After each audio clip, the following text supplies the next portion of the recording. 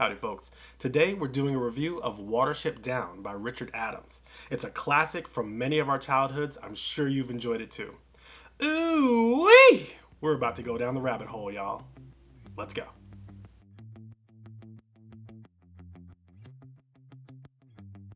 So this is my copy of Watership Down. You can see that it's been abused, really, which, I hate for books, but, I love this book. What can I say? I've read it a few times, and it is...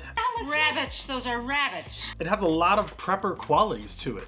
So I really want to get into how a prepper looks at a book like this. I'll now be reading another classic, Watership Down by Richard Adams. The first thing I want to look at is the idea of prescience, which is the core of being a prepper, right? You are someone who sees the future, or at least thinks you have an idea of some danger that's coming down the road. Well, in this book, that's embodied by the character of Fiver. Fiver has a dream wherein this, danger, this threat, I had the most terrible dream.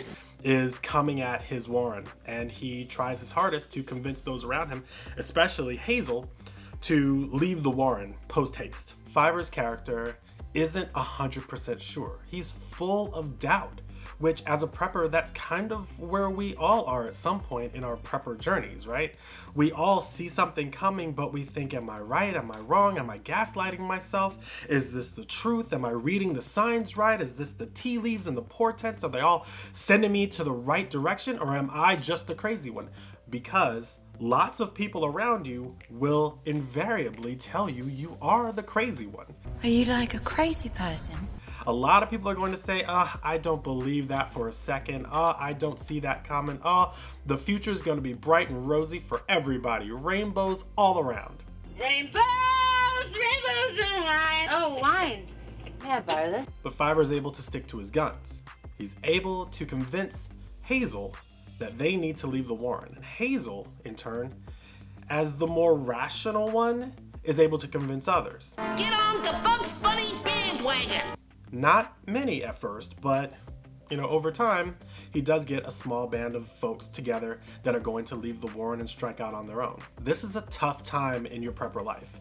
The time when nobody around you really understands where you're coming from or really believes you. You have to find those few people who do trust you enough. Who's coming with me? And that's all you've really got in the beginning. As more and more things start to align and it becomes more and more obvious to other people, people are going to jump on the bandwagon. One of the things that I've noticed with prepping is I talk to people all the time about the need to prepare ahead of time. But without fail, when calamity strikes, that's when my phone is off the hook. That's when people are blowing up my DMs, trying to get information and trying to coordinate. I'm not saying that that's too late. What I am saying is, geez Louise, that would have been a lot better had you come to me a month or 2 months or a year before that. What Fiver's feeling with all the self-doubt, with all the anxiety. We're almost there. Hang in there, okay? Stay still. That's all natural. We all feel that way. We have to be confident that what we're seeing is right, and we have to prepare for the future in a way that isn't some doomsday preparation. We aren't selling everything we own and moving out to some 40 acres somewhere. Oh, it's beautiful. Beautiful place. We have to prepare for it in a way that's methodical and logical, but also that leaves room for us to actually live our lives, because you can't live on the edge of Armageddon all the time. That's just unsustainable. You're gonna burn yourself out and go insane. You acting like a crazy person. So that brings us to the second character that I wanted to really get into, which is Hazel. Hazel winds up being something of a leader of this small band who wind up leaving the warren. Hazel is reluctant, as most good leaders are. I never said I was a great leader. Hazel is continually questioning himself, as most good leaders do. Hazel has the ability to bring out the best in other people, and that's really what a leader is there for. I love it when a plan comes together. A leader isn't there to simply dictate this is the way it's going to be, this is the way to safety, we must all hike this way. A leader is there to say, What skills do you bring, and how can we best coordinate those to work with everybody in the group and make sure that everybody is giving 100% to our survival? That self-doubt is a good thing, but it's not something that has to be highly publicized. Hold up, man. Keep it on the down low.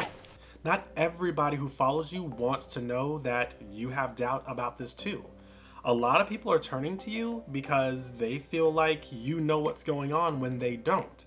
In my opinion and experience, good leaders balance self-doubt with confidence. They may be doubtful in private with their core friends, but they don't show that in public. In public, they exude confidence and people feel better following them.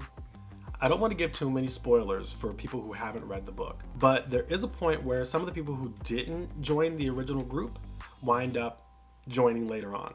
Those folks are welcomed and they're integrated into the group as a whole. Welcome to the party, pal! It's human nature that when we suffer tragedy or when we go through anything that changes us as a group, we tend to ostracize and keep at arm's length those people who weren't there for what we went through. It happens in war, it happens in fraternal organizations. People who come later tend to get hazed. They tend to get called noobs.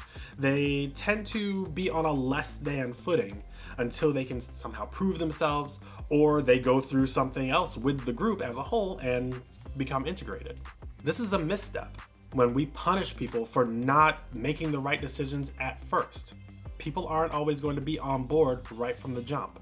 We have to take people as they are and as they come. And when they do come, we need to be sure that we're integrating them as quickly as possible into the team so that they can start contributing. Welcome. Richard Adams's Watership Down has a lot of very useful principles for prepper life. It provides an in-depth look into the psychology and what happens to people when they're faced with overwhelming trauma. Don't let the fact that the main characters are all rabbits fool you. This is a deep book, and it is worth a good read if you're a prepper.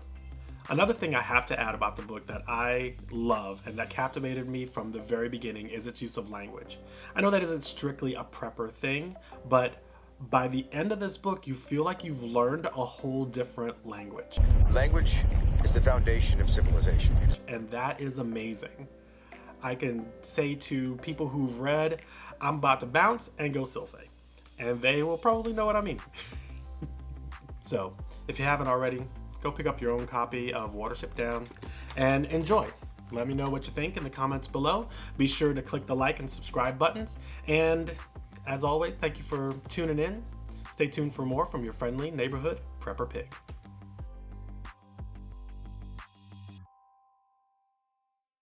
Are you like a crazy person?